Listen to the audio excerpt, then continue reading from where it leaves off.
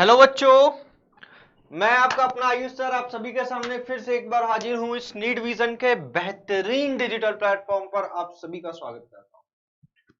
आज मैं क्लास 11 का सबसे पहला chapter some basic concept of chemistry को लेकर के आप सभी के सामने आया।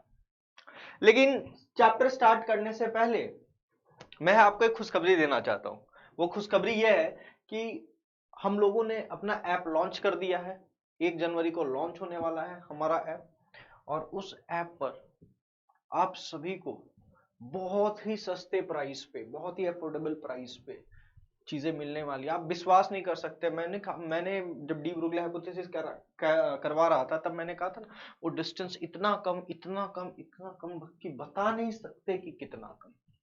ठीक उसी तरीका से हमारा प्राइस भी इतना कम, इतना कम, इतना कम कि बता नहीं सकते कि कितना कम। अब सवाल है कि इतना क्यों कम। कारण यह है कि हम सभी का एक ही मुहिम है कि इंडिया के हर एक बच्चे तक क्वालिटी एजुकेशन पहुंच सके, ना सिर्फ English medium, even Hindi medium के स्टूडेंट्स तक भी उसी लेवल का कंटेंट पहुंच पाए। तो आइए उस मुहिम को स्टार्ट करते हुए आज मैं आपके सामने एक चैप्टर लेकर के प्रस्तुत हुआ हूं जिसका नाम है some basic concept of chemistry. अब ये some basic concept of chemistry में अपन पढ़ने क्या वाले हैं? Some basic concept of chemistry में अपन बेसिक्स पढ़ेंगे केमिस्ट्री का। तो बेसिक्स का क्या मतलब होता है? जो अभी तक आप 8, 9, 10 में जिन चीजों को पढ़ते हुए आए हैं, उन सारे चीजों को इस चैप्टर में एक साथ पढ़ेंगे, इनिशिएट करते हुए। लेकिन जैसे जैसे आगे बढ़ेंगे तो ये चैप्टर फर्दर मोल कॉन्सेप्ट की ओर जाएगा, जो कि बड़ा ही इंपॉर्टेंट है। अब इसका नाम बेसिक क्यों पड़ा? क्योंकि ये ऐसा बेसिक पार्ट है पूरे केमिस्ट्री का, और खासकर फिजिकल केमिस्ट्री में इसका जबरदस्त यूज होने वाला है मूल कॉन्सेप्ट का।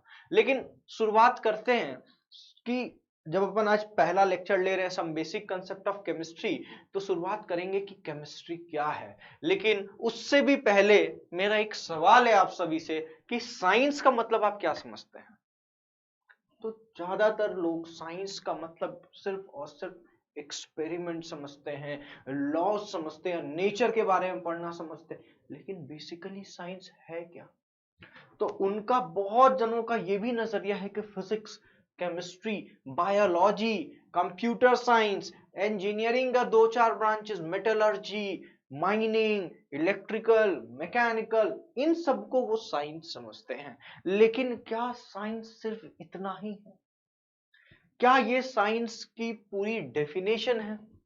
तो मैं कहूंगा नहीं, ये पूरी डेफिनेशन नहीं है। तो सवाल उठता है कि साइंस क्या है? साइंस जो ये वर्ड है ना, ये वर्ड डिराइव्ड हुआ एक लैटिन वर्ड से जिसका नाम है साइंटिया। जिसका मतलब पता है क्या है?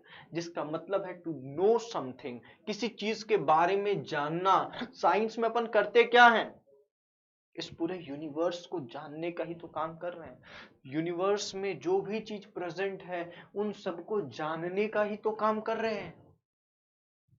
तो सवाल उठता है कि साइंस फिजिक्स केमिस्ट्री बायो तक ही सीमित है कि साइंस इसके परे भी है? तो मैं आपको एक एग्जांपल दूंगा। आप मुझे बताइए कि आपकी मम्मी जो घर पे खाना बनाती है, मम्मी वो आपके लिए खाना बनाती है, बड़े प्रेम से आपके लिए खाना बनाती है, क्या उसमें साइंस लग रहा है कि नहीं लग रहा है? आप बोलेंगे हाँ सर, साइंस कैसे नहीं लग रहा है? मम्मी गैस जला रही है, कंबशन हो रहा है, फिर खाना पक रहा है, फिर हम खा रहे हैं तो डाइजेशन भी हो रहा है।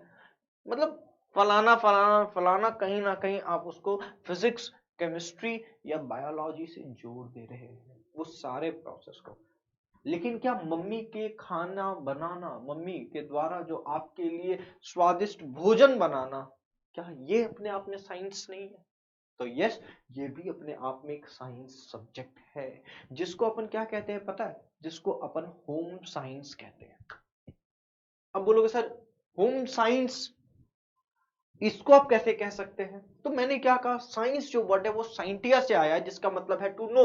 और आप किसी भी चीज के बारे में जानकारी कब पा सकते हैं? जब आप उससे रिलेटेड एक्सपेरिमेंट्स करें, डिफरेंट डिफरेंट एक्सपेरिमेंट्स, जो कि आपको पता भी ना हो, लेकिन आप एक्सपेरिमेंट्स उनसे रिलेटेड कर रहे हैं किसी ना किसी तरीका से उनको जानने के लिए। तो जब आप बहुत सारे एक्सपेरिमेंट्स करते हैं और उनको फिर आप क्या करते हैं, ऑब्जर्व करने का काम करते हैं। और ऑब्जर्वेशन सिर्फ एक एक्सपेरिमेंट का नहीं लेते हैं, आपने 10 एक्सपेरिमेंट किया उसी चीज को लेकर के, आपके पास 10 अलग अलग ऑब्जर्वेशन भी आ सकते हैं। और ऐसा भी हो सकता है कि 8 ऑब्जर्वेशन सेम आए, 2 ऑब्जर्वेशन कुछ अलग आए। तो जो मैक्सिमम नंबर, जहां पर जिन एक्सपेरिमेंट्स को करने पर जो maximum number of same observation आपको मिलता है, उसके बेसिस पे फिर आप क्या करते हैं, एक कंक्लूजन क्रिएट कर देते हैं। और यही तो है science.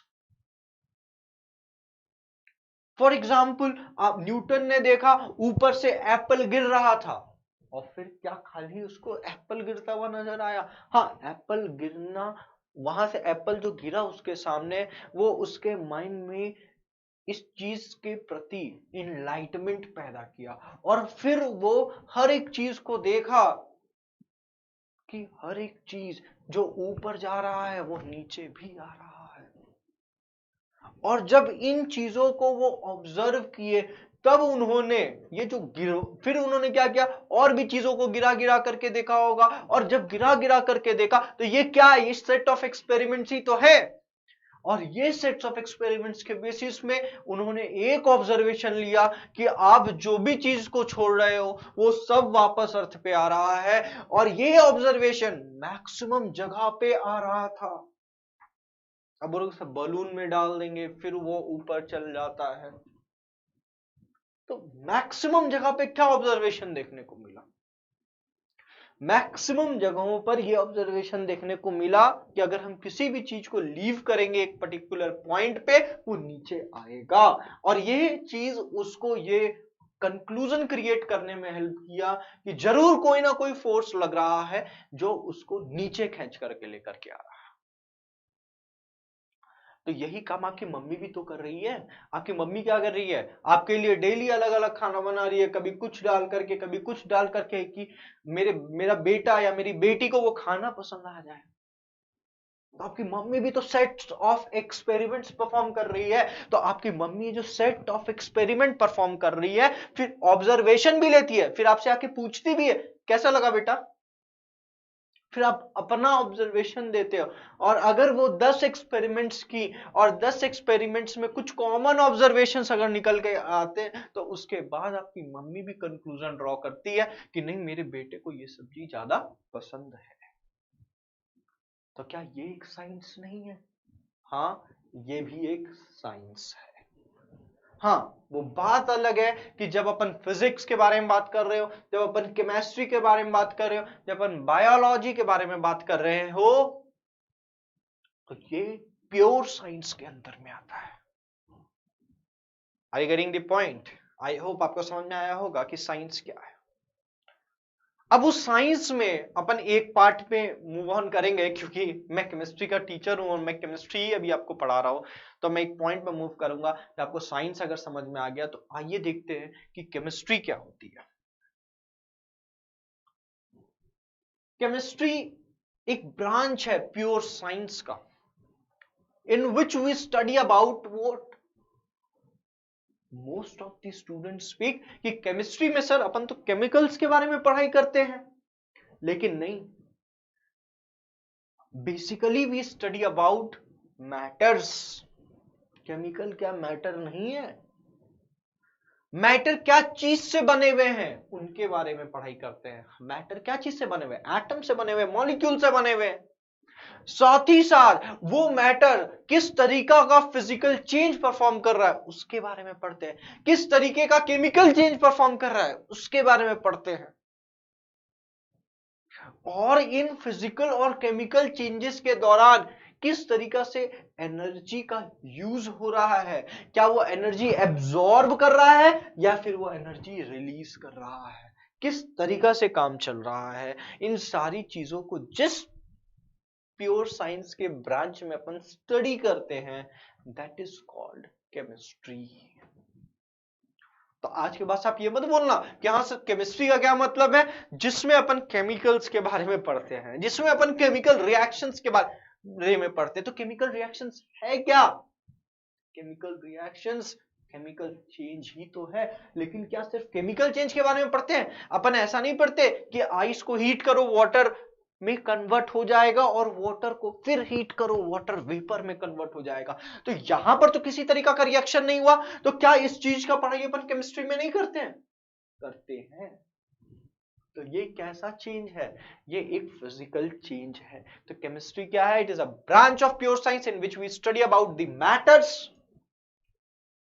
its composition, its physical composition as well as chemical composition, and the changes through which it undergoes, and the changes like physical change, like chemical change, and during this change whatever the energy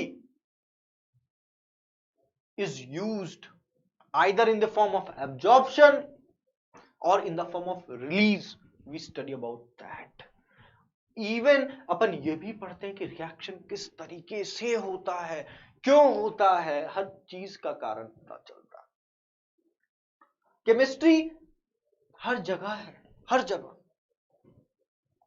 आप सुबह उठने से लेकर के रात तक आप जो भी काम कर रहे हैं ना, सब में कहीं ना कहीं आप केमिकल्स या मटेरियल या मैटर के कांटेक्ट में आ रहे हैं। और मैटर पूरा, अब आप बोलोगे सर पूरे दुनिया में ही मैटर है, यस ऑफ कोर्स। तो वो सारे के सारे चीजों के बारे में पढ़ते हैं कि वो क्या चीज से बना हुआ है, that is called chemistry. I hope आपको समझ में आया होगा कि केमिस्ट्री क्या है। लेकिन क्या ये केमिस्ट्री सिर्फ एक अपने आप में कंप्लीट सब्जेक्ट है क्या? एक और किसी पार्ट में ये डिस्ट्रीब्यूटेड नहीं है? हाँ, ये भी फर्दर डिस्ट्रीब्यूटेड है। इसको भी फर्दर 3 पार्ट्स में क्लासिफाई किया गया। तो 3 पार्ट्स में किस किस के पार्ट्स में क्लासिफाई किया गया? तो आइए देखते हैं कि ऑर्गेनिक केमिस्ट्री के पार्ट्स में क्लासिफाई किया गया, इनऑर्गेनिक केमिस्ट्री के पार्ट में क्लासिफाई किया गया, फिजिकल केमिस्ट्री के पार्ट में क्लासिफाई किया गया। तो सवाल उठता है कि सर ऑर्गेनिक केमिस्ट्री क्या होता है? जब आप अपने दोस्तों से पूछोगे ना ऑर्गेनिक केमिस्ट्री क्या होता है, तो पता है, या आप खुद भी अगर अपने आप में पूछोगे कि सर ऑर्गेनिक केमिस्ट्री क्या होता है, या आपसे कोई पूछता, तो आपके मन से जवाब पता है क्या निकलता? कि the study of carbons is called organic chemistry. But मैं आपको बताना चाहूंगा ऐसा नहीं है। क्या कार्बन्स का पढ़ाई अपन इनऑर्गेनिक केमिस्ट्री में नहीं करते हैं? सोचो, क्या इनऑर्गेनिक केमिस्ट्री में कार्बोनिक एसिड का रिएक्शंस नहीं पढ़ते हैं? क्या इनऑर्गेनिक रिएक्शन में ग्रेफाइट के बारे में नहीं पढ़ते हैं? क्या इनऑर्गेनिक केमिस्ट्री में बकमिस्टर फ्लोरीन के बारे में नहीं पढ़ते हैं? या डायमंड के बारे में नहीं पढ़ते हैं? या कार्बन नैनो ट्यूब्स के बारे में नहीं पढ़ते हैं? या उन कार्बन से रिलेटेड कोक के साथ रिएक्शन ही नहीं करवाते और उनका स्टडी नहीं करते हैं? तो यस, ये सब कुछ करते हैं इनऑर्गेनिक केमिस्ट्री में भी। तो आप सिर्फ ये बोल दो कि नहीं कार्बन का जिसमें पढ़ाई हो वो ऑर्गेनिक केमिस्ट्री, क्या सही होगा? सोचो, तो यस वो सही नहीं हो सकता है। तो आखिरकार ऑर्गेनिक केमिस्ट्री है क्या?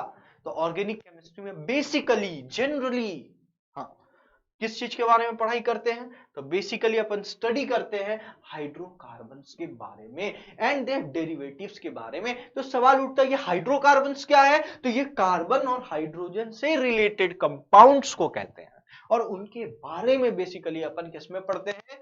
ऑर्गेनिक केमिस्ट्री में पढ़ते हैं।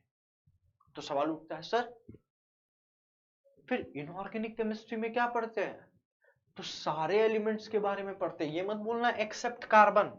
ज्यादातर स्टूडेंट्स यही कहते हैं कार्बन का पढ़ाई ऑर्गेनिक और कार्बन को छोड़ के बाकी सब इनऑर्गेनिक। तो ऐसा नहीं है। इनऑर्गेनिक केमिस्ट्री में अपन सारे एलिमेंट्स के बारे में पढ़ते हैं। हाँ, उनके कंपाउंड्स के बारे में भी पढ़ते हैं, लेकिन except the compounds of carbon and which compounds? That is hydrocarbons and their derivatives. अब बोलोगे सर सिर्फ हाइड्रोकार्बन्स के ऊपर में एक नया केमिस्ट्री बन गया। यस बेटा, ऑफ कोर्स। ये स्टार्टिंग क्या हुआ ना कि थोड़े से कंपाउंड्स आए, लेकिन उससे पहले तो लोग समझ रहे थे कि ऑर्गेनिक कंपाउंड्स को ह्यूमन बींग्स के द्वारा बनाना पॉसिबल ही नहीं है। लेकिन पहले कुछ कंपाउंड्स आए, फिर और आए, फिर और आए, और अब इतने आ गए कि लास्ट में उसको एक नया पार्ट देना पड़ा केमिस्ट्री का, जिसको कहते हैं ऑर्गेनिक केमिस्ट्री।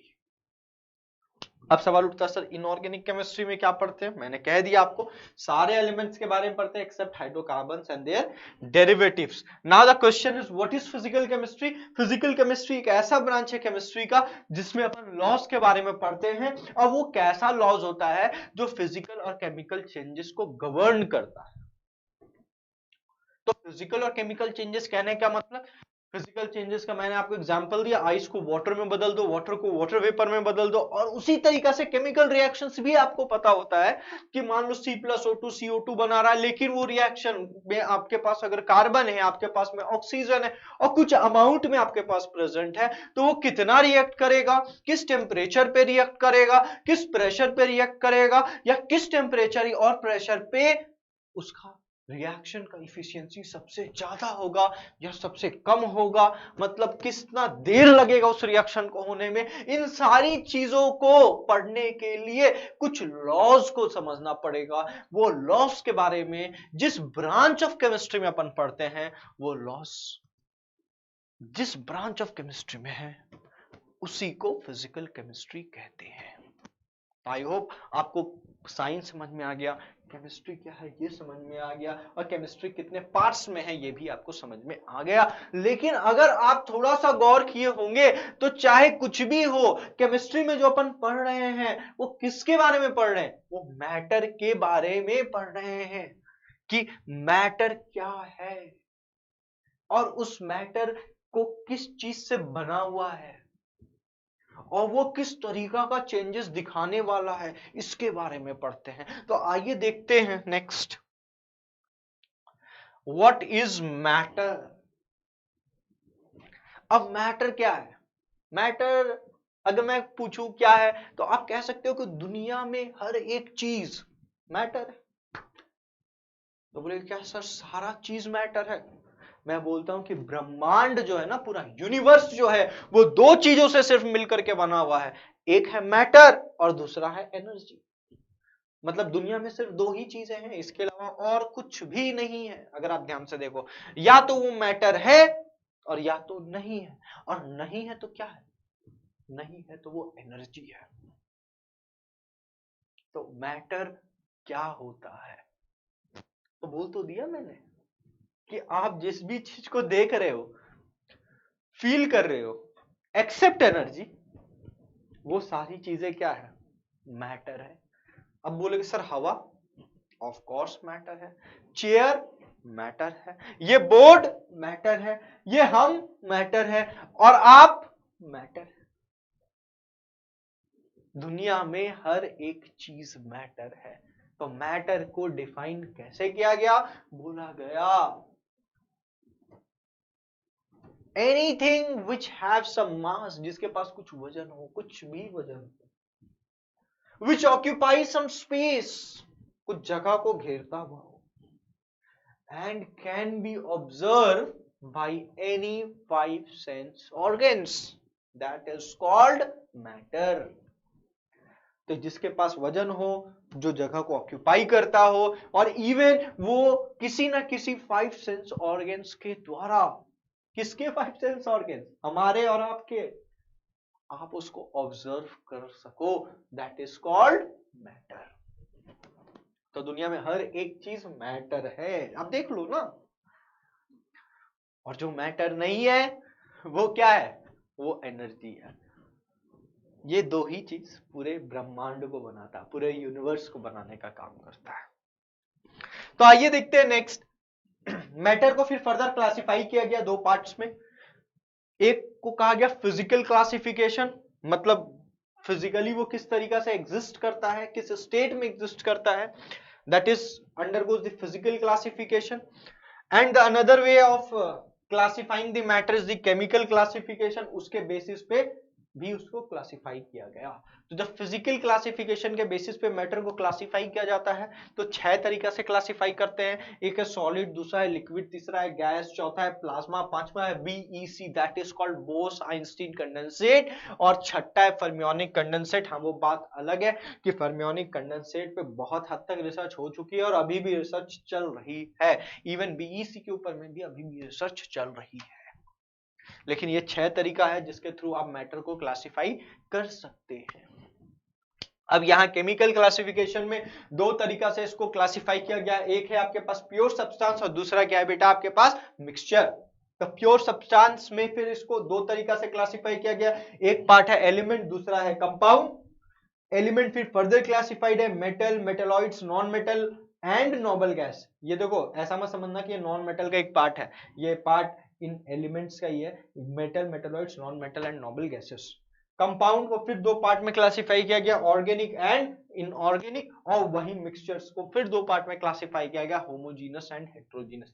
अब आपको क्या लग रहा होगा कि सर तो कुछ बता ही नहीं रहे, डायरेक्ट बताते चल जा रहे हैं। नहीं बेटा, एक एक करके अपन सब कुछ के बारे में पढ़ेंगे, आराम से पढ़ेंगे, अच्छा से पढ़ेंगे। अब आप ये भी सोच रहे हो यार सर सॉलिड लिक्विड गैसेस के बारे में तो 8, 9, 10 से पढ़ते आ रहे हैं, कुछ नया क्यों नहीं पढ़ा रहे हो। लेकिन बेटा अभी थोड़े देर रुक जाओ, तुम्हें सब कुछ क्लियर हो जाएगा कि आप जो अभी तक पढ़ते आ रहे हो ना, वो धुंधला धुंधला पढ़ते आ रहे हो। आप पढ़ तो रहे थे, पढ़ कम रहे थे, रट ज्यादा रहे थे। आज आपको पता चलेगा बहुत सारी चीजों का कारण, बहुत सारे रहस्य से पर्दा आज उठने वाला है। तो stay with us till the last second of this video. तो आइए आगे बढ़ते हैं और चीजों को और अच्छा से डेप्थ में सीखते चलते हैं।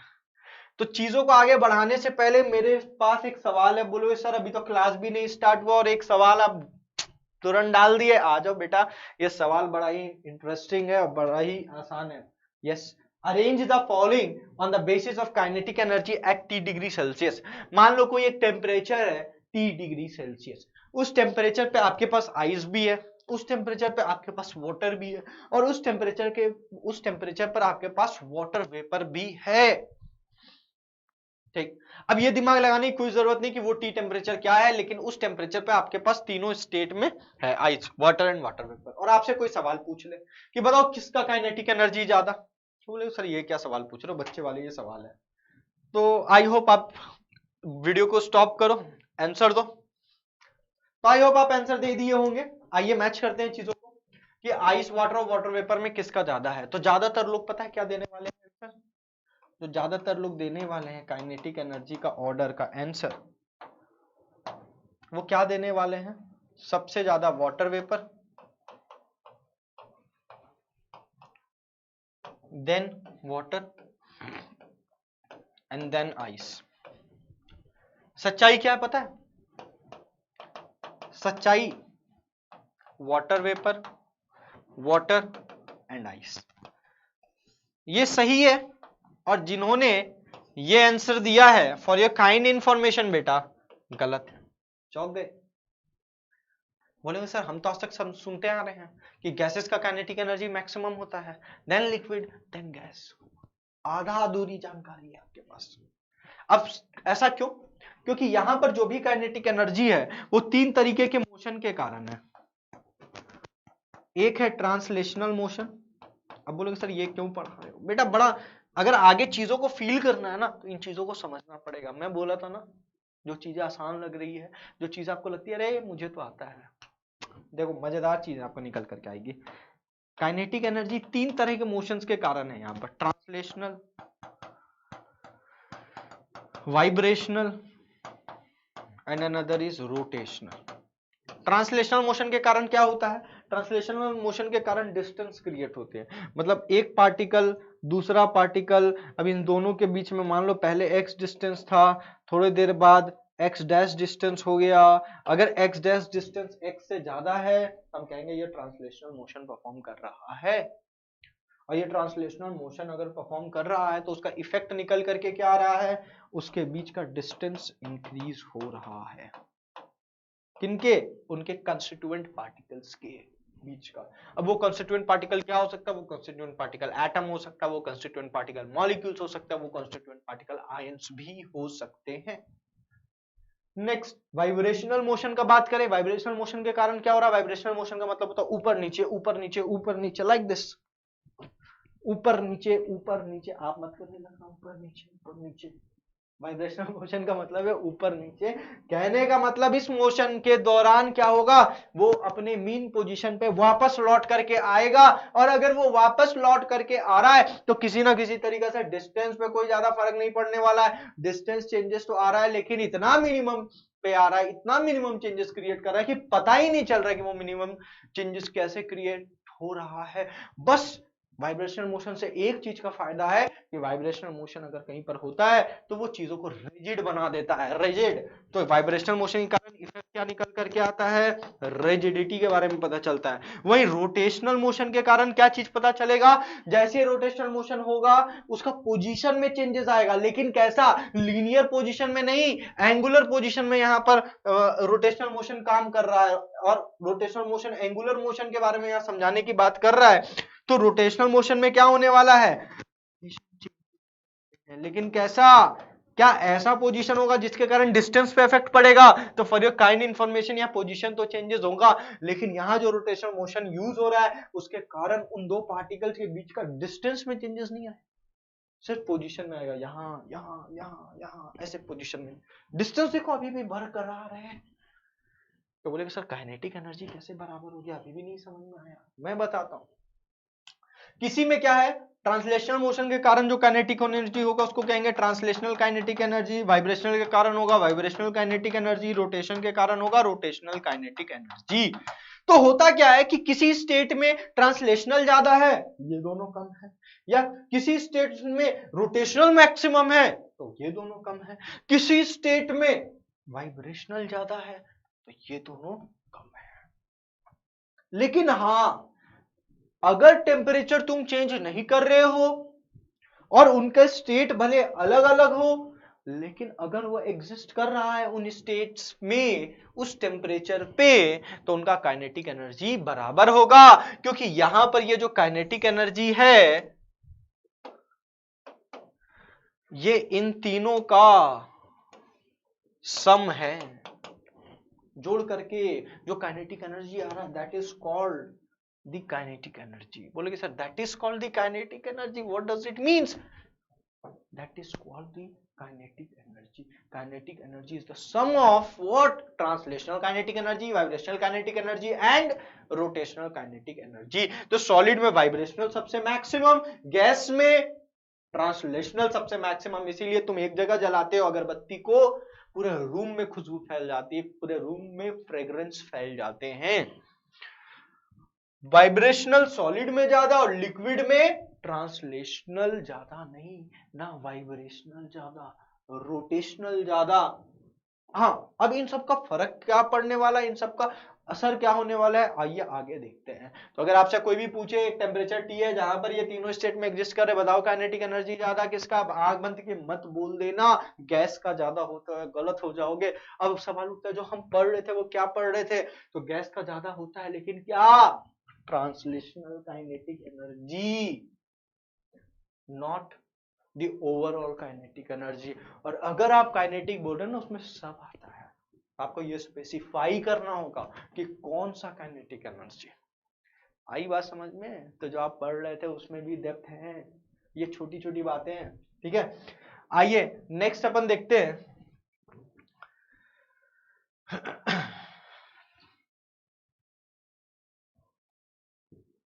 फिजिकल क्लासिफिकेशन में आगे बढ़ते हैं। तो फिजिकल क्लासिफिकेशन में जो पहला आता है वो है सॉलिड। तो हाँ, सवाल उठता है कि ये सॉलिड होता क्या है। तो सॉलिड वो होता है, आप बचपन से डेफिनेशन पढ़ते आ रहे हैं, जिसका शेप फिक्स्ड हो, जिसका वॉल्यूम फिक्स्ड हो। अब मेरा सवाल ये है कि क्यों उसका शेप फिक्स्ड है और क्यों उसका वॉल्यूम फिक्स्ड है। तो आइए मैं आपको बताता हूं क्यों उनका शेप फिक्स्ड है और क्यों उनका वॉल्यूम फिक्स्ड होता है।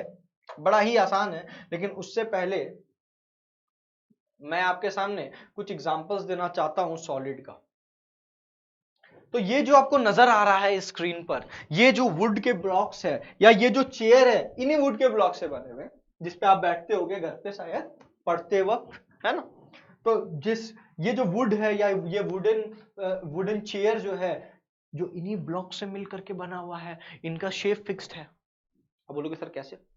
आज जब आप घर पे जाओ तो देखना, गौर कर रहा, आज तक तो गौर की नहीं होगी, गौर करना, जो चेयर का शेप था ना, जो आज है वो कल भी वही रहेगा। हाँ, जितना जगह आज वो प्रोवाइड कर रहा है बैठने के लिए, कल भी उतना ही जगह प्रोवाइड करेगा। ऐसा नहीं होगा कि आज जगह कम प्रोवाइड कर रहा है, कल और ज्यादा करने लगेगा और चेयर धीरे धीरे धीरे धीरे करके बड़ा होते जा रहा है। ऐसा नहीं होता है। डेली जितना जगह वो प्रोवाइड कर रहा है उतना ही करता रहेगा, मतलब उसका शेप फिक्स्ड है, दूसरा वॉल्यूम भी फिक्स्ड है, और जितना वो जगह आज ऑक्यूपाई कर रहा है ना, उतना ही जगह वो डेली ऑक्यूपाई करेगा। ऐसा नहीं कि डेली उसका साइज बढ़ते जा रहा, फिर तो घर यार तुम डर जाओगे घर में कि यार भूत उता गया। ऐसी कोई बात नहीं है, बढ़ने वाला नहीं है। अगर हो रहा है तो फिर दिक्कत की बात है, फिर देखो यार क्या है मामला। ठीक है, तो ये जो चेयर इसका शेप फिक्स्ड है, वॉल्यूम फिक्स्ड है, कारण क्या है वो भी सुन लो।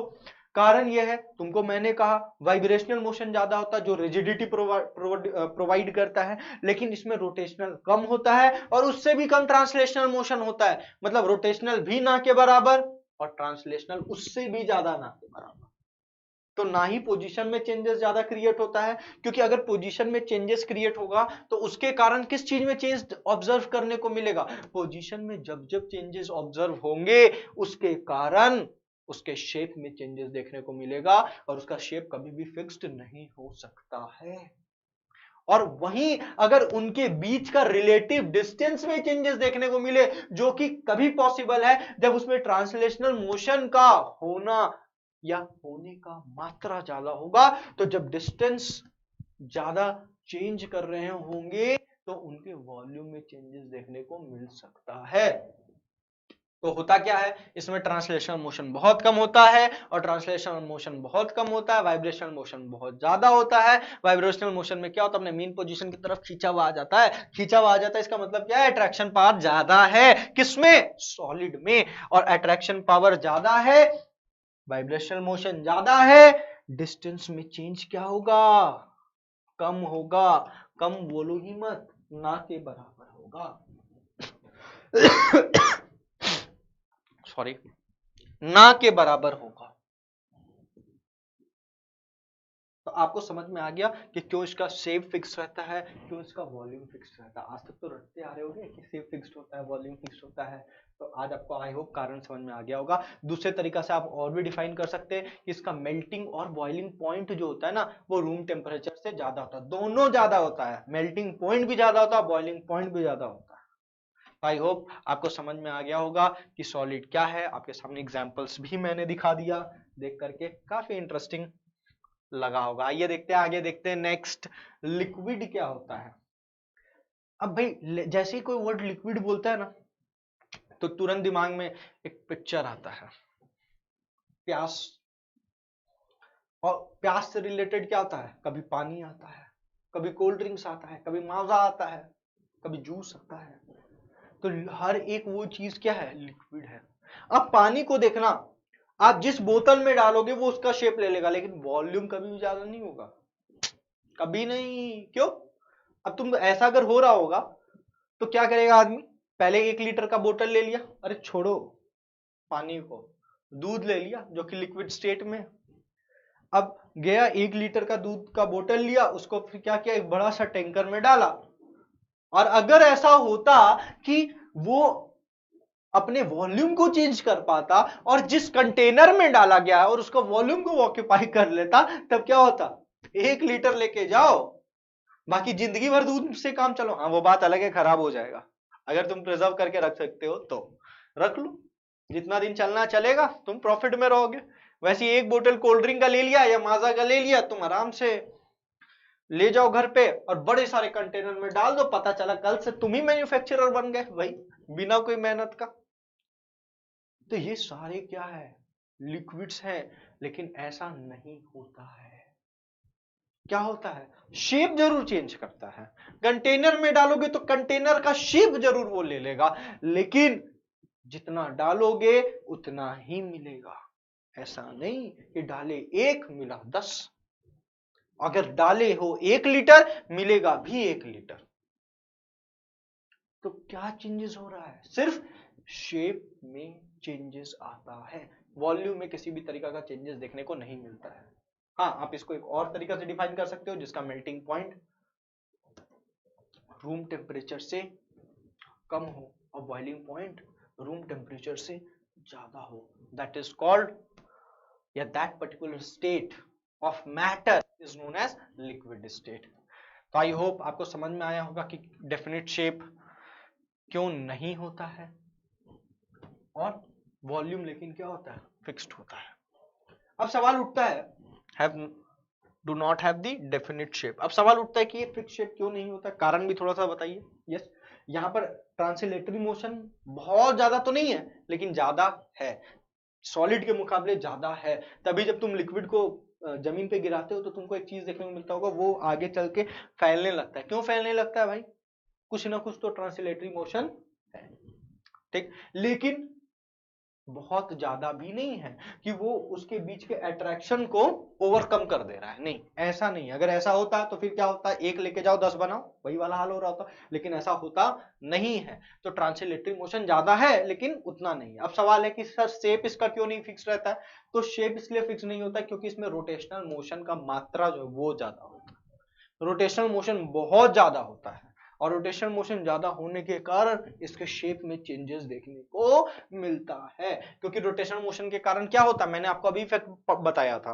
कि रोटेशनल मोशन होने के कारण उसके पोजीशन में चेंजेस आता है, रिलेटिव पोजीशन में चेंजेस आता है without changing the distance between them.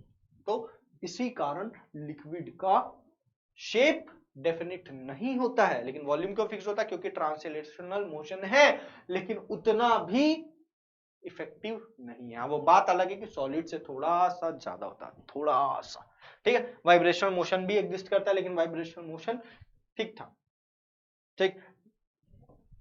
अब उससे क्या हुआ, वो सारी चीजें मैं आपको ऑलरेडी बता दिया। आप देख रहे हो ये जूस बड़ा ही शानदार है, पी करके देखना, संतरे का जूस ऐसे भी पीना चाहिए, सेहत के लिए अच्छा होता है, ठीक है। अभी कोरोना काल चल रहा है तो इम्यूनिटी बूस्ट करने का भी काम करेगा थोड़ा सा, क्योंकि इसमें साइट्रिक एसिड पाया जाता है।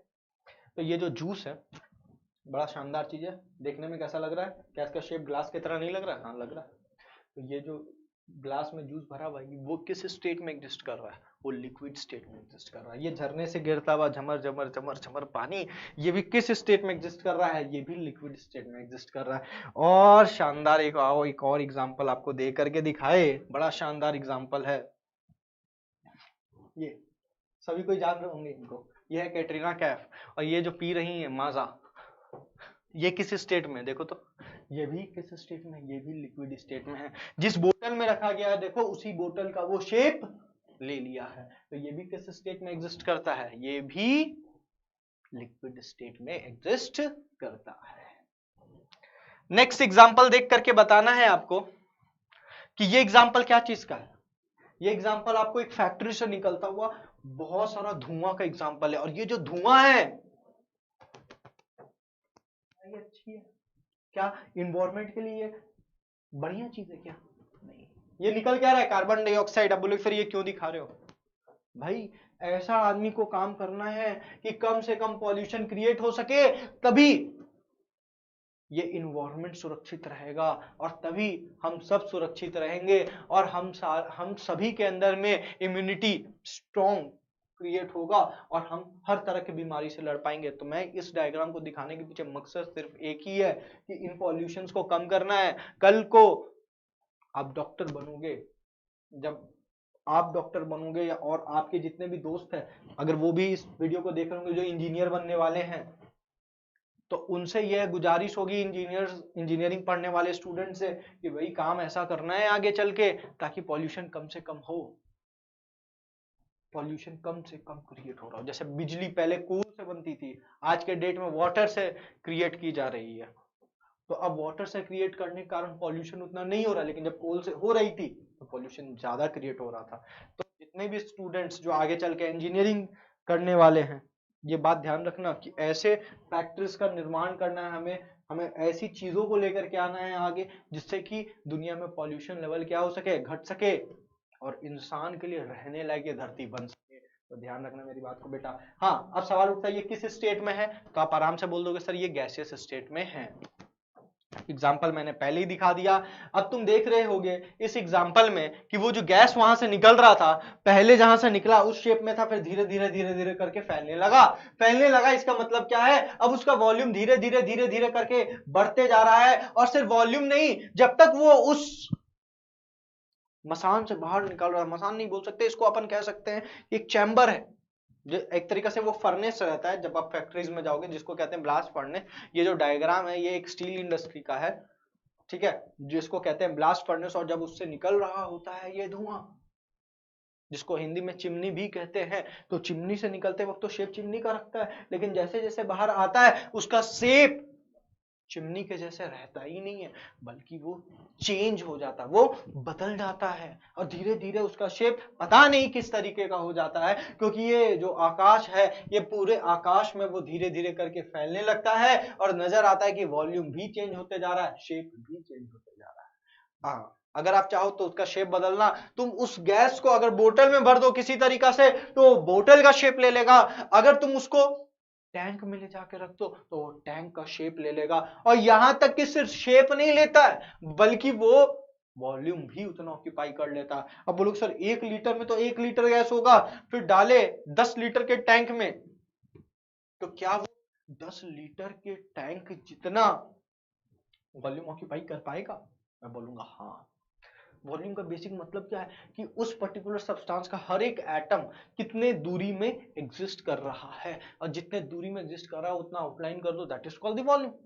तो हाँ, ये चीज पॉसिबल है गैसेस के केस में। तो ना ही इसका शेप फिक्स्ड होता है, ना ही इसका वॉल्यूम फिक्स्ड होता है। कारण क्या है कि इसमें ट्रांसलेशनल मोशन बहुत ज्यादा अट्रैक्शन पावर को मिनिमाइज कर देता है, और ट्रांसलेशनल मोशन ओवरकम कर जाता है उस अट्रैक्शन को, जिसके कारण उनके बीच की दूरी बढ़ती जाती है, चेंज होती रहती है। और ये डिस्टेंस में चेंजेस होने के कारण जो हमारे सामने रिजल्ट निकल के आता है वो ये आता है कि उसका वॉल्यूम भी लगातार चेंज करते रहता है। और दूसरा, शेप चेंज होने का कारण रोटेशनल मोशन भी इफेक्टिव होता है। वो बात अलग है कि ट्रांसलेशनल मोशन बहुत ज्यादा होता है, उसके बाद रोटेशनल मोशन भी अपना इफेक्ट दिखाता है, और बहुत कम नहीं होता है कि अपना इफेक्ट नहीं दिखाएगा, रोटेशनल मोशन भी अपना इफेक्ट दिखाता है। और ये इस इफेक्ट के कारण उसके शेप में भी चेंजेस देखने को मिलता है। हाँ, वो बात अलग है कि वाइब्रेशनल मोशन बहुत कम होता है गैसेस में।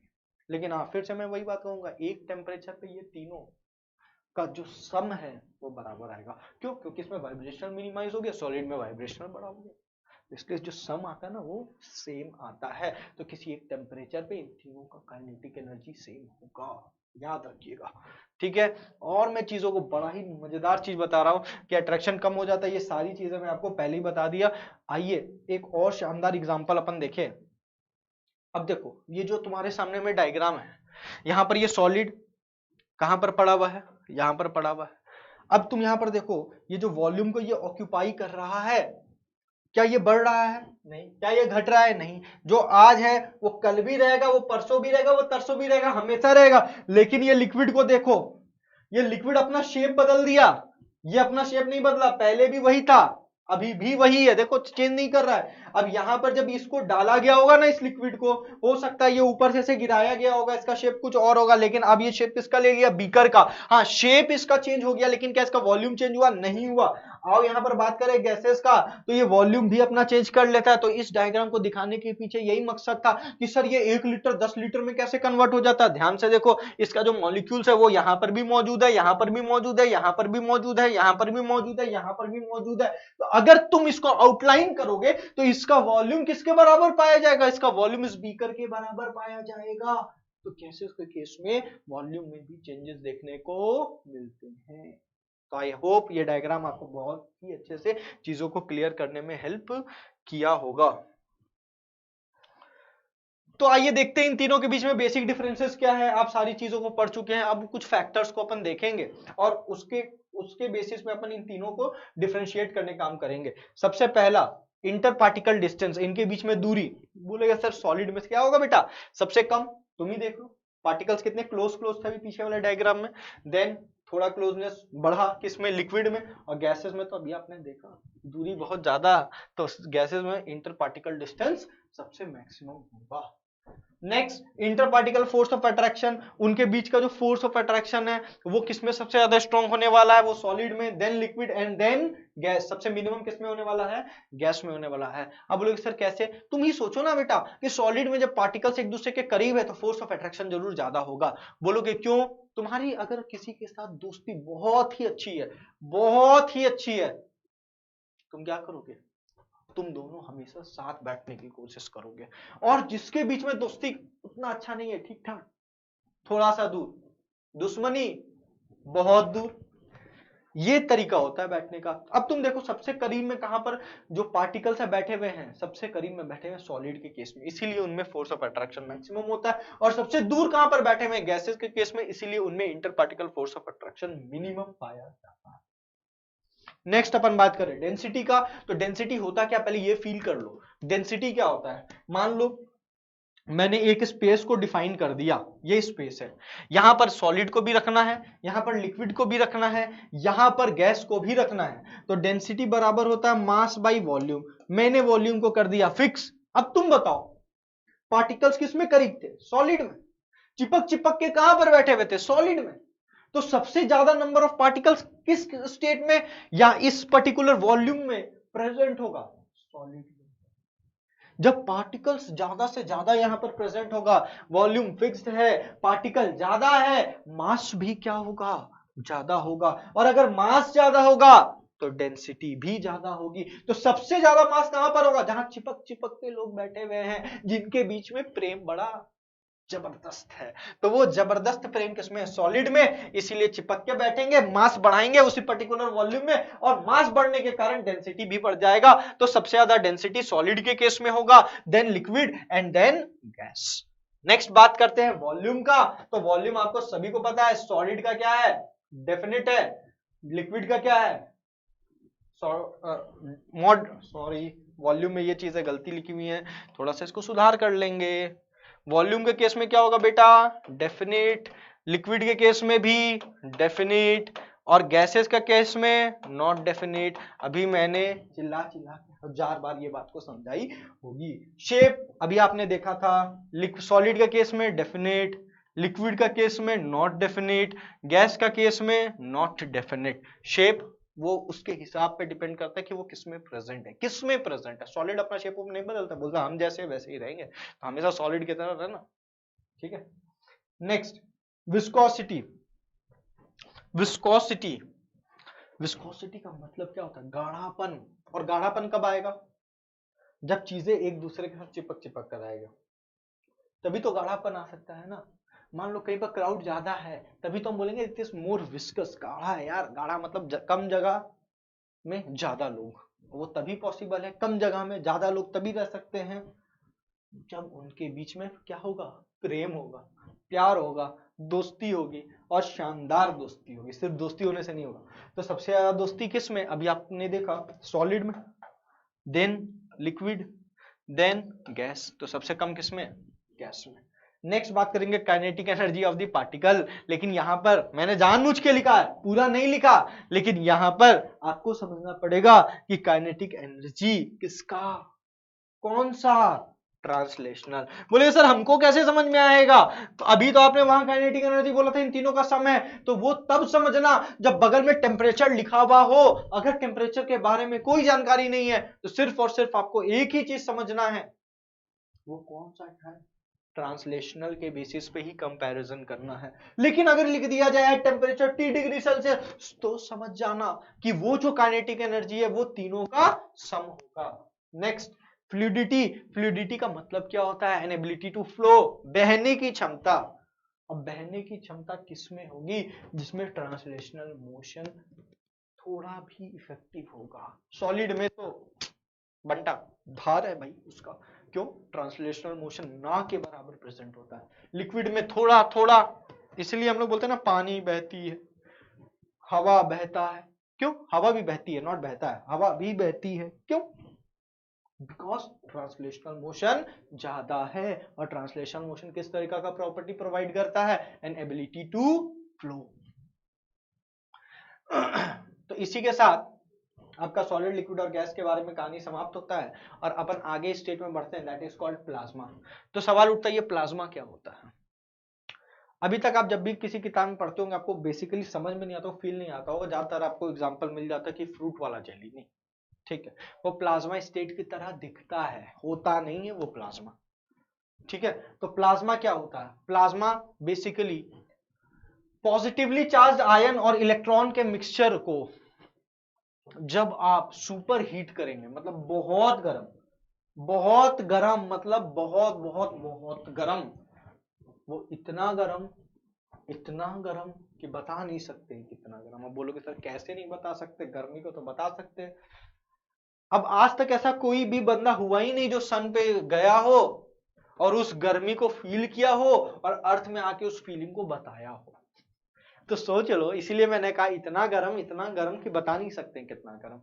तो जब किसी गैस प्रेजेंट है या कोई एलिमेंट है जो गैसियस स्टेट में प्रेजेंट है, उसको सुपर हीटेड कंडीशन में ले गया तो उनमें से कुछ इलेक्ट्रॉन निकल जाता है। जब कुछ इलेक्ट्रॉन निकल जाता है तो वहां पर जो गैस का एटम बचा वो किस फॉर्म में होगा, पॉजिटिवली चार्ज आयन। अब वहां पर मिक्सचर क्या चीज का बन गया, उस इलेक्ट्रॉन का और उस पॉजिटिवली चार्ज आयन का, और उसको जब सुपर हीट किया गया, बहुत गर्म किया गया, तो जो नया स्टेट क्रिएट होता है ना, उस स्टेट को बोलते हैं प्लाज्मा स्टेट। तो प्लाज्मा स्टेट कहां पर देखने को मिलता है,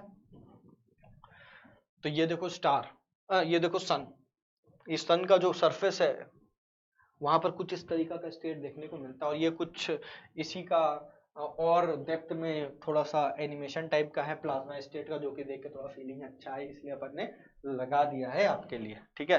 तो आई होप आपको समझ में आया होगा। यहाँ पर ट्रांसलेशनल मोशन ज्यादा होता है, ट्रांसलेशनल मोशन भी ज्यादा देखने को मिलता है। हाँ, रोटेशनल मोशन के बारे में उतना पता नहीं चलता, लेकिन हाँ जहाँ ट्रांसलेशनल मोशन ज्यादा है वहाँ रोटेशनल मोशन भी इफेक्टिव होता है। तो यहाँ पर भी पोजीशन में चेंजेस देखने को मिल सकता है, डिस्टेंस में भी चेंजेस देखने को मिल सकता है, और वॉल्यूम वगैरह के बारे में यहाँ पर उतनी तो बातें होती नहीं है, लेकिन जहाँ पर ट्रांसलेशनल मोशन थोड़ा सा इफेक्टिव है तो ऑब्वियस सी बात है कि वॉल्यूम भी फिक्स्ड नहीं होगा और ना ही शेप फिक्स्ड होगा।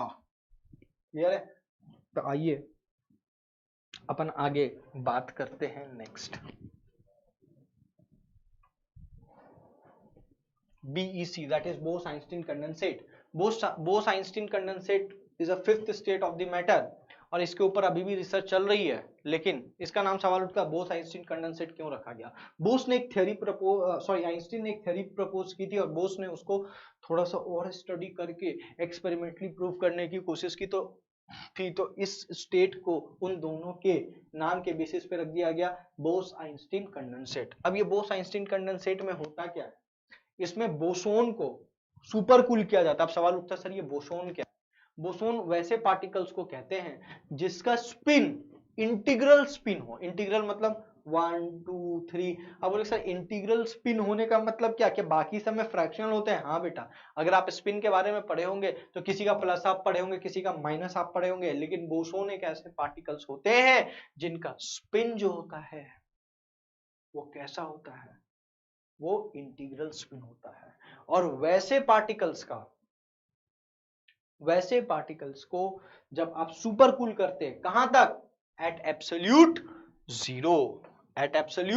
जीरो तक जब आप उसको सुपर कूल करते हैं तो जो स्टेट क्रिएट होता है दैट इज कॉल्ड BEC। अब बोलो सर ये किस तरीका का स्टेट होगा, जो स्टेट सुपर कंडक्टर्स में होगा, जो स्टेट सुपर फ्लूइड में इमेजिन कर पाओगे, वैसा स्टेट जो होगा उस स्टेट को BEC कहा जाता है। एक डायग्राम, एक एनिमेशन है इस BEC को समझाने के लिए कि सुपर कंडक्टर्स के केस में इस तरीका का स्टेट में भी एग्जिस्ट किया जा सकता है। लेकिन अगर आप ध्यान से देखो तो BEC एक ऐसा स्टेट ऑफ मैटर है जो सबसे लोवेस्ट टेम्परेचर पे एग्जिस्ट करता है, और वहीं प्लाज्मा एक ऐसा स्टेट ऑफ मैटर है जहां पर वो हाईएस्ट टेम्परेचर पर एग्जिस्ट करता है। तो अगर आपसे कोई पूछेगा हाईएस्ट टेम्परेचर पे कौन एग्जिस्ट करता है, तो ऑब्वियस सी बात है प्लाज्मा। और लोवेस्ट टेम्परेचर पे कौन एग्जिस्ट करता है, BEC। सॉलिड मत बोल देना, ठीक है। नेक्स्ट है फर्मी स्टेट। फर्मी स्टेट एकदम BEC के जैसा है, बस वहां पर बोसोन लिया गया है, यहां पर क्या लिया जाता है, फर्मियोनिक कंडेंसेट में फर्मियोनिक पार्टिकल्स लिया जाता है। हाँ, बीईसी के जैसा ही है, लेकिन क्या अब सवाल उठता है क्या इन दोनों के बीच में कोई डिफरेंसेस है? तो यस, इन दोनों के बीच में भी डिफरेंसेस होता है। अब सवाल उठता है क्या डिफरेंसेस है? तो बीईसी में जो पार्टिकल्स हैं, उनके कॉन्स्टिट्यूएंट पार्टिकल्स है, वो लम्स फॉर्म करते हैं, वो मतलब वो एकत्रित होकर, लम्स का मतलब समझते हो, जैसे ये जो मोतीचूर का लड्डू होता है ना, जब आप उन सारे बूंदी को मिला देते हो तो एक लड्डू बन जाता है। तो लड्डू क्या, इट इज अ लंप, ठीक है, of what, of boondis. Just like that BEC भी जो होता है ना, वो भी लम्प्स के फॉर्म में होता है। उनका कॉन्स्टिट्यूएंट पार्टिकल्स एक दूसरे से चिपक के खड़ा हो जाता है। लेकिन फर्मियोनिक कंडेंसेट में ऐसा नहीं होता, वो हर एक पार्टिकल हमेशा एक दूसरे से दूर देखने को मिलता है। और इसी के साथ आपका फिजिकल क्लासिफिकेशन खत्म होता है, और आइए आगे बात करते हैं केमिकल क्लासिफिकेशन के ऊपर में। तो जब भी केमिकली आप मैटर को क्लासिफाई करोगे तो ये दो तरीका से क्लासिफाई होता है। एक को कहते हैं प्योर सब्सटेंस और दूसरे को क्या कहते हैं, मिक्सचर। सवाल उठता है प्योर सब्सटेंस किसको कहते हैं? तो प्योर सब्सटेंस ऐसे सब्सटेंसेस हैं जो कि एक ही तरह के पार्टिकल से मिलकर के बने हुए होते हैं। और सवाल उठता मिक्सचर क्या है? नाम में ही मिक्सचर है, आप खाए होंगे मिक्सचर। तो वो जो मिक्सचर होता है जिसमें आपका भुजिया भी होता है, जिसमें चने भी होते हैं, जिसमें बादाम भी होते हैं, जिसमें और भी तरह के मेवे भी होते हैं, वो जो मिक्सचर क्रिएट होता है उसमें भी तो एक से अधिक पार्टिकल है। देखने में भी बनता है कि एक से अधिक पार्टिकल, और जब खाते हो तो भी फील आता है कि उसमें एक से अधिक पार्टिकल प्रेजेंट है। तो जब भी कोई चीज एक से अधिक चीजों से मिलकर के बना हुआ होगा तो वो मिक्सचर कहलाएगा। और जब भी कोई चीज एक ही तरह की चीजों से मिलकर के बना हुआ होगा तो वो क्या कहलाएगा, प्योर सब्सटेंस। इस मिक्सचर को एक और नाम से जाना जाता है, ये इम्प्योर सब्सटेंस भी लोग इसको कहते हैं। तो चलिए आगे बात करते हैं कि ये प्योर सब्सटेंस कितने फॉर्म में फर्दर डिवाइडेड है। प्योर सब्सटेंस दो फॉर्म में फर्दर डिवाइडेड है, एक को कहते हैं एलिमेंट और दूसरा को कहते हैं कंपाउंड। अब एलिमेंट किसको कहते हैं? एलिमेंट में जब भी आप पूछोगे ना किसी से, ज्यादातर लोग या आपके दिमाग में यही आ रहा होगा, यार एलिमेंट तो एटम से बना हुआ है। लेकिन एक बात दिमाग में रखना, ये एटम वर्ड बोलना भूल जाओ, खाली आपको ये भी बोलना होगा कि एलिमेंट या तो एटम से बना हुआ होता है या तो मॉलिक्यूल से। अब सवाल उठता है ये मॉलिक्यूल से सर कैसे बना हुआ हो सकता है? तो मैं आपको बताता हूँ, मॉलिक्यूल का मतलब होता है जहां पर एक से अधिक एटम प्रेजेंट हो। मॉलिक्यूल का ये मतलब नहीं होता है कि अलग अलग एलिमेंट का एटम होना जरूरी है, ये कतई मतलब नहीं है। मॉलिक्यूल का मतलब सिर्फ और सिर्फ यही होता है कि एक से अधिक एटम हो। हाँ, वो ऐसा भी हो सकता है कि उसमें जो एटम्स प्रेजेंट हो वो सेम एलिमेंट का हो। Is it clear? तो यहां पर जो एलिमेंट है वो दो तरीका से, दो चीजों से मिलकर के बना हुआ होता है, या तो वो एटम से मिलकर बना हुआ होता है या तो वो मॉलिक्यूल से। लेकिन यहाँ जो मॉलिक्यूल आप डायग्राम में देखो, ये दोनों सेम टाइप के हैं। तो जब वो मॉलिक्यूल में जो एटम्स हो अगर वो सेम टाइप के हैं तो उनका भी जो ओवरऑल जो एकत्रित चीज है वो क्या कहलाता है, एलिमेंट कहलाता है। और ये जो एटम्स है वो तो ऑब्वियस सी बात है, वो एलिमेंट का कंस्टिट्यूएंट पार्टिकल। तो अगर आपसे कोई पूछेगा इसका कंस्टिट्यूएंट पार्टिकल क्या होता है, बोलना एटम भी हो सकता है और मॉलिक्यूल भी हो सकता है। लेकिन कैसा मॉलिक्यूल होना चाहिए? सेम टाइप ऑफ एलिमेंट का ही वो एटम से मिलकर के बना हुआ होना चाहिए। अब वही बात उठता है कंपाउंड। तो कंपाउंड का कंस्टिट्यूएंट पार्टिकल मॉलिक्यूल्स हो सकता है या फिर वो आयंस भी हो सकते हैं। लेकिन यहां पर भी मॉलिक्यूल्स और यहां पर भी मॉलिक्यूल्स। तो यहां पर ये जो मॉलिक्यूल्स हैं इनमें जो एटम्स होंगे वो डिफरेंट टाइप के होंगे। डिफरेंट टाइप के होने का मतलब क्या है बेटा, कि वो डिफरेंट एलिमेंट के होंगे। जैसे यहां पर H2O है तो यहां पर एटम ऑक्सीजन का भी है और हाइड्रोजन का भी है। तो इसीलिए ये जो मॉलिक्यूल है ये एलिमेंट को कंपोज नहीं करेगा, ये क्या चीज को कंपोज करेगा, कंपाउंड को बनाने का काम करेगा। हाँ, क्या सिर्फ मॉलिक्यूल्स ही उसका कॉन्स्टिट्यूएंट पार्टिकल हो सकता है? तो नहीं, आयंस के फॉर्म में भी हो सकते हैं। वो आयंस क्या बनाएंगे, कंपाउंड बनाएंगे। क्योंकि वहां पर अगर आयंस प्रेजेंट है तो जरूर वो एक ही नेचर के नहीं होंगे। एक ही नेचर के होते तो रिपल्शन होने लगता। इसका मतलब दो अलग अलग तरीके के नेचर के आयंस वहां पर प्रेजेंट है, और जब दो अलग अलग तरह के आयंस वहां पर प्रेजेंट है तो वो आयंस किस चीज का फॉर्मेशन करेंगे, कंपाउंड का। हाँ, वो बात अलग है कि वो दो अलग अलग नेचर वाले आयंस मिल जाते हैं और एक न्यूट्रल कंपाउंड बनाते हैं। ठीक है, तो that is all about the pure substances. आइए बात करते हैं मिक्सचर्स के बारे में। मिक्सचर्स फिर फर्दर दो तरीके के हो सकते हैं, होमोजीनस एंड हेट्रोजीनस। होमोजीनस में क्या होता है, ऑलवेज कांस्टेंट या अपन बोल सकते हैं यूनिफॉर्म कॉम्पोजिशन। और वहीं अपन बात करें हेट्रोजीनस के बारे में तो it is non uniform composition. ठीक है, अब नॉन यूनिफॉर्म और यूनिफॉर्म का क्या मतलब है, उसके लिए मैंने ये एनिमेशन ऐड किए हैं। अब इसमें देखो, आप देख रहे हो कि सॉल्ट डाला जा रहा है पानी में, डालने के बाद भी वो देखो क्लियर सॉल्यूशन क्रिएट कर रहा है। क्लियर बता नहीं सकते हो मिलने के बाद कि क्या उसमें रियली कुछ और भी चीज प्रेजेंट है, नहीं बता सकते। लेकिन वहीं बगल में जब सैंड को डाला जाता है तो तुम देखो, आफ्टर जब आप उसमें डाल देते हो then what is the thing comes in front of you, कि सैंड भी है पानी भी, आप आराम से देख करके बता सकते हो। तो जब आपके सामने आप क्लियरली क्लासिफाई कर सको कि नहीं उसमें एक से अधिक चीजें मौजूद है, तो वो मिक्सचर किस तरीका का होगा, हेट्रोजीनस होगा। लेकिन अगर आप बता ही नहीं पा रहे हो वो किस तरीके का है, then it is what, then it is homogeneous. And one thing more, this pure substance is always homogeneous in nature, लेकिन ये जो impure substance है ये होमोजीनस भी हो सकता है और हेट्रोजीनस भी हो सकता है। तो एक मापदंड है, अगर वो एक से अधिक चीजों से बना हुआ है मिक्सचर तो है ही, वो होमो कब होगा, मिलने के बाद भी दिखे एक। जैसे रूह अफ़ज़ा को डाल दो पानी में, देख के नहीं बता सकते रूह अफ़ज़ा है कि नहीं, सॉरी पानी है कि नहीं है, तुमको एक लाल कलर का लिक्विड नजर आएगा। Is it clear? हेट्रोजीनस में क्या होगा, वो साफ साफ नजर आएगा। तुम सैंड को डाले हो, देखो ये अलग हो जा रहा है, ये डिस्ट्रीब्यूट हो जा रहा है। चीनी को पानी में डाल दो, होमोजीनस। अभी और भी अपन एग्जांपल्स करेंगे और क्वेश्चन के थ्रू चीजों को समझने की कोशिश करेंगे। तो आइए कुछ सवाल करें और ये समझे कि कौन एलिमेंट है, प्योर सब्सटेंस है, कौन मिक्सचर है और मिक्सचर भी किस तरीके का है। ऑब्वियस सी बात है प्योर है तो हमेशा होमोजेनस तो होना ही है नेचर में। तो सबसे पहला जो सवाल आपके सामने में आता है वो सवाल है आयरन। ये आयरन किस नेचर का होता है? तो आयरन सबको पता है क्या है, एलिमेंट है। अब एलिमेंट कैसा होता है, ऑब्वियस सी बात है बेटा, प्योर सब्सटेंस।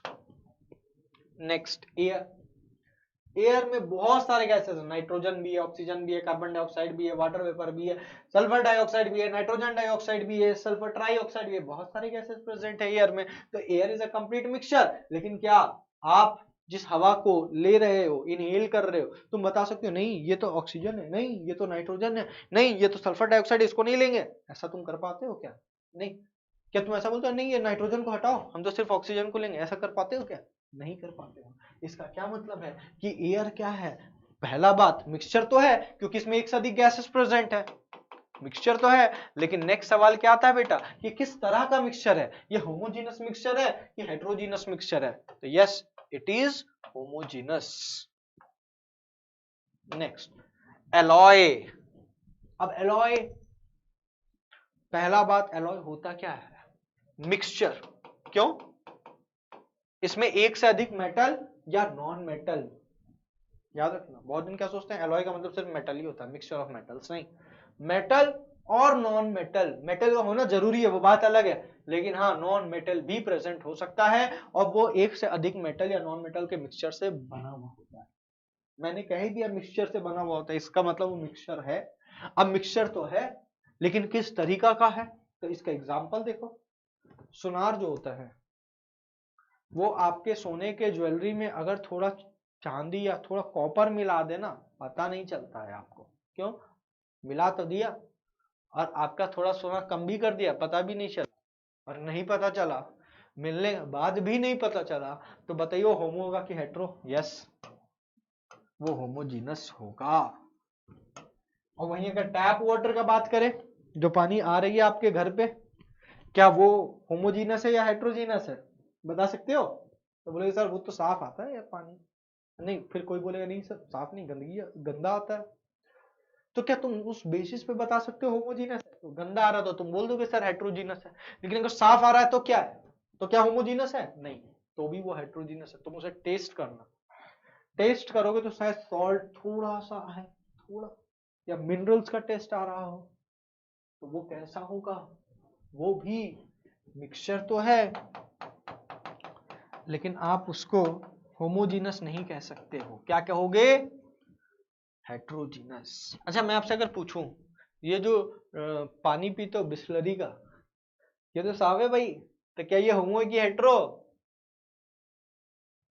हेट्रो है। क्यों? तो डिस्टिल्ड वाटर जो होता है ना वो टेस्टलेस होता है, और जो आप पानी पी रहे हो उसमें टेस्ट आ रहा है, और टेस्ट आ रहा है इसका मतलब कुछ ना कुछ मिला हुआ है, और आप आराम से बता सक रहे हो। क्यों? Due to the difference in taste. तो वो कैसा हो जाएगा? वो हेट्रो होगा, उसमें मिनरल्स एडेड होता। कोल्ड ड्रिंक बिफोर शेकन, हिलाओ मत कोल्ड ड्रिंक को। कैसा मिक्सचर तो है, लेकिन कैसा मिक्सचर? होमोजीनस। मिल्क मिक्सचर तो है, किसका? पता होना चाहिए। ऑयल प्लस वाटर, ये ऑयल क्या चीज होता है? Fatty acids. लेकिन कैसा मिक्सचर है? होमो की हेट्रो? बोले सर दूध तो एक ही नजर आता है जब तक कि मिल्क मैन उसमें पानी ना मिलाते, है ना? नहीं, ऐसा नहीं है। वो जो दूध है वो खुद अपने आप में मिक्सचर तो है, मिलावट रहता है उसमें। वो कैसा होता है? वो हेट्रोजीनियस। बोले सर कैसे पता चलेगा? जब तुम दूध दूध को गर्म करते हो तो ऊपर में मलाई आ जाता है, तुम ऑब्जर्व करना, ऊपर में मलाई आ जाता है। तो ये जो मलाई का आना है ना, ये इस बात को बताता है। वो मलाई है क्या? वो फैटी एसिड का ही तो है, वो फैटी एसिड का ही तो एक फॉर्म है। तो ये इस बात को बताता है कि वो होमो नहीं, वो कैसा है? हेट्रोजीनस। और वो क्यों ऊपर आ गया? सवाल उठता है वो क्यों ऊपर आ गया। सवाल का जवाब ये है कि ऊपर आने के पीछे रीजन ये है कि उसमें जो ऑयल पानी में घुला हुआ है ना, वो यूनिफॉर्मली डिस्ट्रीब्यूटेड नहीं है, वो नॉन यूनिफॉर्म है। उसके साथ बेचारा भेदभाव हो रहा, कहीं पर कोई है कहीं पर कोई है, तो बोला ठीक है मेरे को मौका मिला, मैं अब निकलता हूं, ऊपर चल जाता हूं। ठीक है। अगर अगर यूनिफॉर्मनेस होता तो वो ऐसा नहीं होता कि बाकी सब नीचे है तो कुछ ऊपर चले गए, ऐसा नहीं होता। तो वहां पर नॉन यूनिफॉर्मली वो डिस्ट्रीब्यूटेड होते हैं। नेक्स्ट, ब्लड मिक्सचर है, कैसा? होमो की हेट्रो? Yes, hetero. लेकिन अगर इसके पीछे कारण पूछेगा फिर यही होगा, non uniform distribution. Non uniform distribution किसका? किसका? याद रखिएगा, प्लाज्मा। किसका नॉन यूनिफॉर्म डिस्ट्रीब्यूशन होता ब्लड में? प्लाज्मा का नॉन यूनिफॉर्म डिस्ट्रीब्यूशन होता। Last, alcohol and water. किसी भी मात्रा में मिला दो, देख के नहीं बता सकते क्या है। तो ये मिक्सचर तो है, साथ ही पता चल रहा है दो चीजों से मिलकर के बना हुआ, लेकिन कैसा? होमो की hetero? Yes, it is homogeneous. I hope आपको सारी चीजें क्लियर हो गई होगी। फिजिकल क्लासिफिकेशन, केमिकल और क्वेश्चंस के थ्रू और भी ज्यादा चीजें आपको क्लियर हो गई होगी। तो लास्ट यही है। धन्यवाद।